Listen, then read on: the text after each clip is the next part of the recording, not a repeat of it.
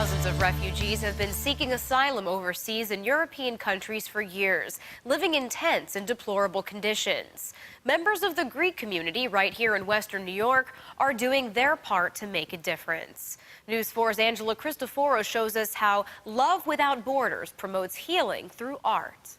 Every picture tells a story, some depicting the grim reality of the humanitarian crisis in European countries like Greece. There are about over 70,000 refugees that are displaced in Greece, on the mainland as well as the islands. Unfortunately, there are still boats arriving. Tens of thousands of refugees live in tents and deplorable conditions. There's a big problem with housing and accommodation as well in Greece, and so there's not enough for all of these people.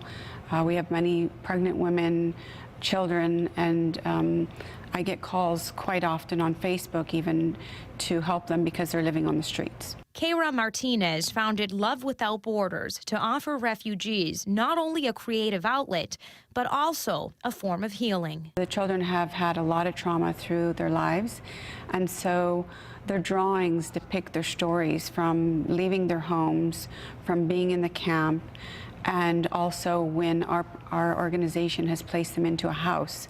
The nonprofit provides donated art supplies to refugee men, women, and children, and then sells their artwork around the world.